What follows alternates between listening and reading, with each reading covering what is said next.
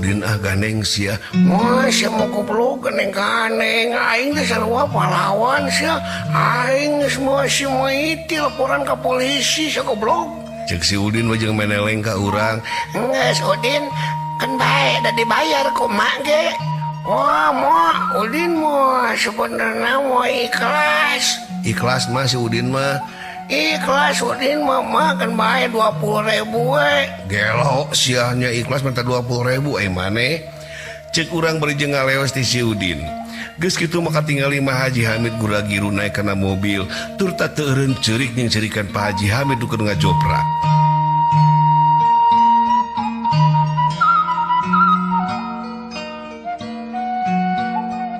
Anggara hayu naik di dieu jeung mama Anggara cek Bumirda harja bejeng nungtun si Uten alias Anggara blus satu kana jero mobil pok urang cumarita ibu abdi mah dipekara sareng Mak Iti atuh sareng Mang Amat peras teu heureun teuing nya atuh Den tapi tong jauh-jauh teuing nya Den nya tuturkeun ieu mobil cek Bumirda bejeng buru-buru asup ge ka gigireun supir kabeneran pisan supir dina waktu eta dibawana ku saurang polisi urang gura-giru jeung Mak Iti abus kana mobil nu hiji deui nu keur dibawa ku Mang Amat tur ta si Udin oge naik kana motor jurujus mobil kabehanana ninggalkeun eta tempatan ngan tinggal aya sababaraha urang polisi di dinya anu ngajaga-jaga.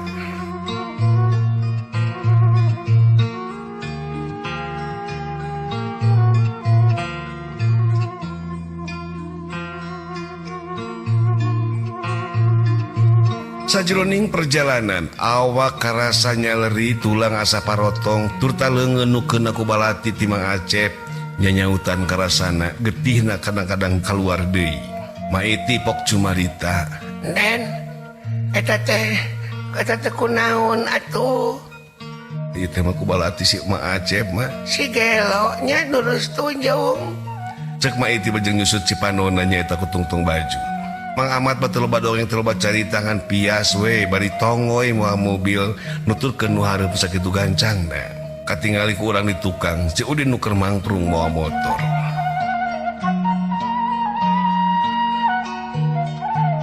teu apal kumaha Pak Haji Hamid di perjalanan teu apal Bumirda Mah Haji jeung si Uten alias Anggara tur ta salah seorang polisi nuker mawa mobil beureum di hareup sabab urang teu apal jeung teu nitena naon nu kajadian dina jero mobil eta dina hate nu dipenta eueuh deui sing salamet kabehanana antai-antaian mobil tilu kaasup motor si Udin di tukang anu laju sing salarapet gancang pisan sabab kabeh polisi apal Pak Haji Hamid kudu salamet sabab butuh pertolongan medis mobil patroli nu Mang Acep jeung Mang Akim di Borogol turut tadi didampingi ku sababaraha polisi kadenge sakapeung soras cirineuna sok disada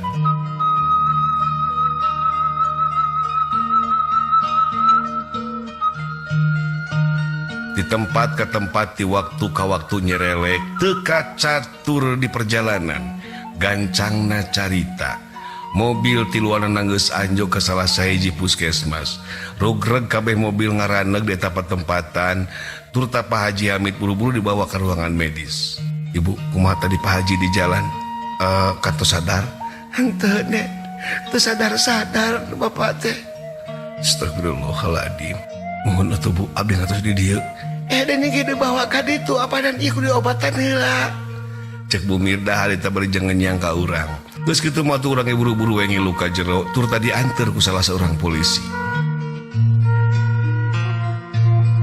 nya pisan geninganan Pak Haji Hamid di jero puskesmas teh keur diubaran tur ta urang ge buru-buru diubaran nu utamana nyaeta ieu leungeun urut disabet ku balatina Mang Acep perih nyanyautan kacida ditahan ku urang urut goresan balati Mang Acep dikaput jika nama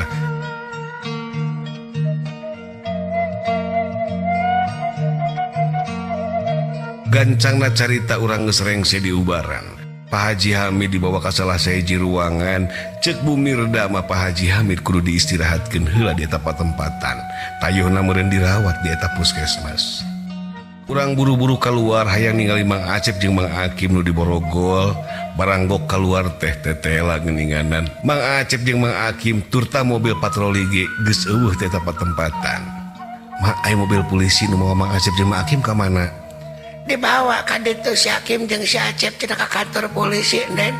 Dek dihukum meureunnan lah. Kan baesna dihukum da jelema teh balik eta mah. Polisi nu mau mobil tadi mana mah? Aya di jero ka ditu bieu kakarek kaleos da duaan di dieu. Cek mah iti barjeng nunjukeun ka jero puskesmas. Terlihat harita motor ngadot nyaperkeun ka dinya si Udin karek tepi. Wah aing ditinggal kono ya aing mun ditarik-tarik teuing di jalan. Cek si Udin harita bejeng morongos ka urang. Nah da Udin lain urang nu mawa mobilna atuh batur. Mana terpercaya ke mana ira bisa kena mobil goblok. Cek si Udin harita bari jeung ngadelekan. Lain maksudna teh da mun urang mau mobil nama maneh bakal ditungguan. Udah aing teh percaya ka maneh. Akeun bae teh percaya ge maneh mah mun teh mah urang Udin karek mun. Mana teh percaya aing mah. Ya kerekayaan kieu kajak ribut ai maneh. Gandeng sia goblok ah. Aduh sia teh nyebutkeun goblok ka aing. Nah sia teh sopan sia goblok. Goblok siapa goblok? Mana nu goblok be aku mana goblok ka batur. Ganeng jang Udin tong loba comarita ieu ongkos nu tadi teh dibere kumaha 20. Si Udin atuh buru nyamperkeun ka Mak Iti bari jeung eta duit buru-buru dicokot. Urang pok comarita ka si Udin. Din, nah dicokot eta duit pancak mana ge ikhlas. Ai mane da ieu mah teu menta teu nagih. Kan di mana-mana ge aya nu mere mah rezekinya cokot atuh deni goblok semua. Nunya mah cek si Udin bari ngaleos di tempat-tempatan. Jik Udin kali itu sia atau kali deui lieur maneh mah. Sia mah da lieur teh ngakan kolecer wae goblok. Wah, sia maneh nu goblok mah. Sia eta sia ka aing teh kasat nyebutkeun goblok sampe ka aing. Ganeng Udin sia. Dah, den atuh den lah. Nah, didengetikeun batu antepkeun wae den lah lieur. Cek Mang Ahmad ternyata jeung halangan urang.